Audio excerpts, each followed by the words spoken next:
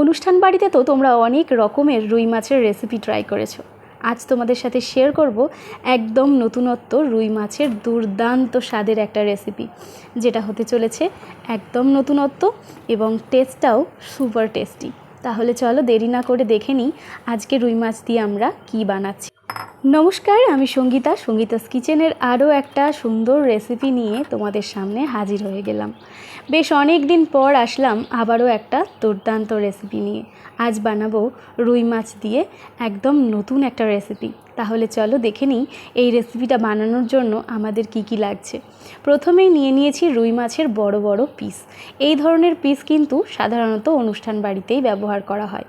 তো এই রকম বড় পিস নিলে টেস্টটাও কিন্তু বেশ ভালো থাকে। রুই মাছগুলোতে প্রথমেই ভালো করে ধুয়ে নুন হলুদ আর একটু সর্ষের তেল ভালো করে মাখিয়ে নিয়েছি। এবার রুই মাছটাকে কিন্তু একটু ডিপ ফ্রাই করে নিতে হবে। তার জন্য কড়াইতে দিয়ে দিয়েছিলাম সর্ষের তেল, আর অবশ্যই মাছটা সর্ষের তেলেই ভাজবো এবং রান্নাটাও কিন্তু সর্ষের তেল দিয়েই করব। কারণ সর্ষের তেল দিয়ে যদি আমরা এই রুই মাছটা রান্না করি তবেই কিন্তু টেস্টটা পারফেক্ট আসবে। তেলটা ভালো করে গরম করার পর মাছগুলোকে ডিপ ফ্রাই করে তুলে নেব। মাছটা রান্না করার জন্য এখানে আমাদের কিছু মশলা লাগবে। তো চলো দেখে নিই কী কী লাগছে। আদা, রসুন এবং পেঁয়াজ সবগুলোকে কিন্তু আমরা খুব সুন্দর করে বেটে নেব। নিয়েছিলাম পাকা টমেটো, তোমাদেরকে আগেই দেখিয়েছি। সাথে ছিল কালো সর্ষে এবং গোলমরিচ। এই সবগুলোকেই কিন্তু ধীরে ধীরে বেটে নিতে হবে। তো মশলাটাকে ভালো করে বেটে আমি কিন্তু সাইডে তুলে রাখলাম। আর এদিকে দেখো মাছগুলোকেও কিন্তু খুব সুন্দর করে ডিপ ফ্রাই করে নিয়েছি। এই মাছটা কিন্তু একটু টাইম নিয়ে রান্না করতে হবে এবং খুব ধীরে ধীরে যত্ন করেই রান্নাটা করতে হবে, তবে কিন্তু টেস্টটা সেই পারফেক্ট আসবে। কড়াইতে দিয়ে দিয়েছি ফোড়নের জন্য গোটা জিরে, আর সাথে দিয়ে দিয়েছি পাকা টমেটো। ছোট ছোট টুকরো করে কেটে রাখা টমেটো তেলের ওপর দিলে কালারটা যেরকম সুন্দর আসে, টেস্টটাও কিন্তু খুবই সুন্দর আসে। বেশ ভালো করে টমেটোটাকে ভেজে নেওয়ার পর ওপর থেকে দিয়ে দিলাম বেটে রাখা মশলা। আমি কিন্তু গরম তেলের মধ্যে দিয়ে দিয়েছিলাম লবণ আর হলুদ। গরম তেলের মধ্যে যদি হলুদ আর লবণ দিয়ে দেওয়া হয় তাহলে কিন্তু তেল ছিটে গায়ে লাগার সম্ভাবনাটা খুবই কম থাকবে। এবার ধীরে ধীরে মশলাটাকে ভালো করে কষিয়ে নেব। খেয়াল রাখতে হবে মশলাটা যেন পুড়ে না যায়, তাই অল্প অল্প জল দিয়ে বেশ ভালো করে মশলাটা কষিয়ে নেওয়ার পর ওপর থেকে দিয়ে দিচ্ছি রুই মাছের পিস।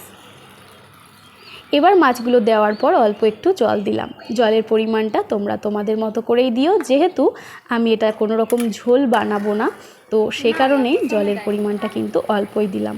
5 থেকে 10 মিনিট ভালো করে ফুটিয়ে নেওয়ার পর যখন মশলাটা গামাখা হয়ে আসবে তখন এদিকে দেখো আর একটা পেস্ট রেডি করে নেব।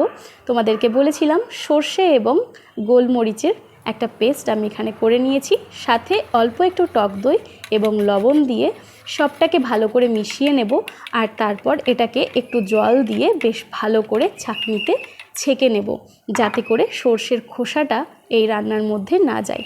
তো দেখো এই যে আমি সবটা ভালো করে ছাঁকনিতে ছেঁকে নিয়েছি, আর তারপর যে লিকুইডটা হয়েছিল সেই লিকুইডটা কিন্তু এই গ্রেভির মধ্যে দিয়ে দিলাম। তারপর আর বেশি কিছু করার নেই। এই গ্রেভিটা রেডি হওয়ার জন্য একদম শেষে দিয়ে দেব অল্প পরিমাণ গরম মশলা। আমি কিন্তু এখানে সবই সানরাইজের মশলা ইউজ করেছি। আর একদম শেষে ওপর থেকে ছড়িয়ে দিচ্ছি অল্প একটু পরিমাণে চিনি। মিষ্টি স্বাদ অনুযায়ী তোমরা তোমাদের মতো করে দেবে, তবে একটুখানি চিনি দিতে পারলে কিন্তু টেস্টটা খুবই সুন্দর আসবে।